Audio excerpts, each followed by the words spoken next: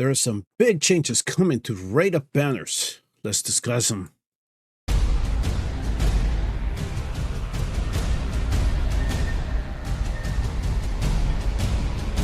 Some of you know a while ago I did a collaboration with fastidious Corey and Dr. D's to discuss as to how we could possibly improve rate up banners in Watcher or Realms. One of the ideas that I brought forward to the table was having a progressive banner, where if you did not summon the rate up hero, you would then get like a boost to make sure that the next one will probably give you a better opportunity to get that hero into your account.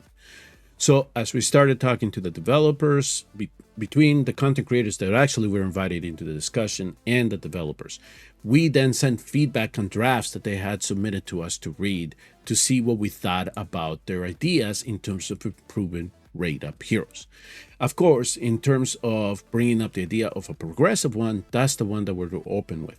The one where we couldn't quite get them to budge is about selecting the hero in the rate up banner. So that was another idea that was brought forth by Dr. Deeth and Corey at the time as well. So if I go here in the special banner right now here, for example, let's go to the one that is running here in the Invocation Spirits and the Divines, whereas Bizzlebob and Beatrix. So I had something where you could select then Bizzlebob, and he would get the one. He would be the one to get the rate up boost.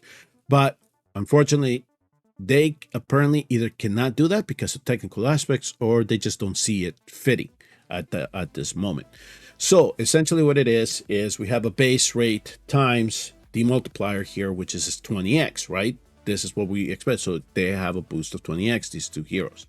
So they released the statement here into how they're going to make adjustments to the rate up banners in not only the special divine, the beginner one in the invocation experience, but then there's a separate one from the ancient summoning portal.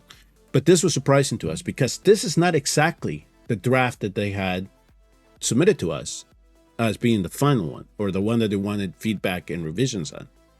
And essentially, I can tell you that in that draft, it gave us the perception that it would be 20, 30, 40x, and then it continuously would get multiplied until you hit a rate up hero, and then it would reset, right? And then after that, you're fixed at 20. You will not get to cycle back in. All right, so here's the language that they used for this. So they said the first time you obtain a legendary hero that is not a rate up hero, the drop rate for all rate up heroes will be multiplied by 10. Okay, so to me, this did not imply that we were going to get, okay, we're at 20x, now we're then going to move to 30x, because then that would say you're not multiplying on the 20, you're multiplying now on the drop rate. So essentially what is happening here, and I asked for verification on this, essentially what they told me is you take the best rate times the rate up times the multiplier. I asked to clarify this, and they said that's what it is. The way that we're intending to run this is base rate, rate up, multiplier. So if we already have a base rate of 20 and we miss, now we're going to get a multiplier into the drop rate of 10. So we have base rate, the multiplier 10, times the 20 that is already boosted as the rate up. So essentially, it's a 200x. And if we miss again, it's a 2000x. Essentially, what they did here is that they made it so you are almost guaranteed, not quite, but almost guaranteed to get one of the rate up heroes by your third pull. If you need to go 4, you're unlucky. It's just part of the RNG system. But at least that this is now giving you an opportunity to make sure that you can score one of the rate up heroes early. Now, unfortunately, we cannot determine which rate up hero is going to be the one that is going to show up in an account. So there's still some RNG aspect of this, but at least now you have a better chance to get one of the 2 heroes that are specifically in that banner. This is big because for in terms of gacha is big for Moonton because they kind of adapt into the time. A lot of new games now have these multipliers that really do increase as you continue to summon in the particular banner, or they just automatically tell you if on your if by your third pull you do not have that rate up here, and your fourth one you get it. It's automatic. Other ones they have just multipliers to just expand so much that by eventually you're 100%. And then you get the raid hero when it drops. So, and of course, every game has to adjust depending on how many awakenings or how many copies of the hero you need to actually make, the hero very powerful. So in this case, I think that they feel just get you the base at least. And then if you want to chase any more awakenings, then you can go ahead and keep summoning, but you're going to have to keep summoning at that 20x. So as soon as you get the raid up hero, that's it. What they're calling here the pity timer is essentially the multiplier. The multiplier ends, and then you just continue on summoning on the 20x. A brief message here for today's video sponsor, which is SmileOne, the official third-party payment platform for Watcher Realms, and is also a partner of the channel. You can always get a 10% discount on your purchases of W Gold. Until June 30th, they're still running the special bundles here. So if you want to try to get some rare summoning crystals, ancient summoning crystals, so you can summon this weekend, this is a good opportunity at a discounted rate to get them.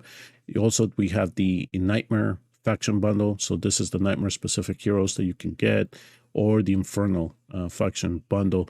But also this weekend, they are going to have a special top-up event that you can see here in the in-game, where based on the tier that you reach, you're going to get the rebate items that are listed there. So for example, if you make it all the way to 9,999 W gold, you're going to get 300 diamonds, the 2 ancient summoning crystals, and the 2 huge stamina potions. All these rebate items can be claimed 3 times, except for the 499 W gold. That is only redeemable once. The 59,000 W gold one can be redeemed up to 4 times. If you want to help that channel, please use the special link that is in the description section of this video. I would appreciate it. Now let's get back to the video. In ancient summoning, they're doing this a little bit different. So instead of giving us a 10 multiplier, they're doing a 2 multiplier. So if you miss on the first one, it then goes from 20x multiplied by 2. Now you're at 40x for the Lord or whatever other hero accompanying that Lord is. This is another thing that we need a clarification on, and at least from what I was perceived, is that is the rate up heroes. So for example, let's go back here to the banner, especially with this ancient one where we have Morrigan and Alistair. Essentially, it's both of these heroes on the rate up. So if we summon, and then the first legendary hero that we get, whether it's Lord or non-Lord, is not the rate up, we get the multiplier. And then if we summon the Lord and it's Morrigan, the multiplier resets.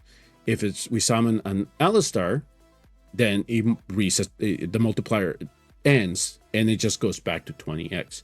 So it's either one of the heroes here, whether, at least in the ancient, whether it's Lord or non-Lord, it doesn't matter.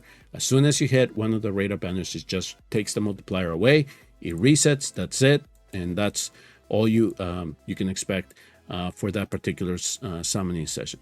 So again, I waited on this. I tried to hold as much as possible because I really did want a clarification, because originally from the original draft, we had this inclination that it's going to be 20-30-40 or 20-40-60 or 20-40-80. And the 20-40-80 stuck on the ancient. In this one, they just completely changed it. And it was, now it's going to be 20, 200, 2000. So I hope that this kind of helps people get the rate up hero, and hopefully it's the one that they're chasing. So for example, in one of the banners that we just had, it was Vorn and Arrogance, right? Maybe now we have a 2000x chance to get Vorn. Hopefully it's not Arrogance, because we know we want the new hero, right? So, but it's still, there's still going to be some RNG component to this. This is a big step for Moonton, okay?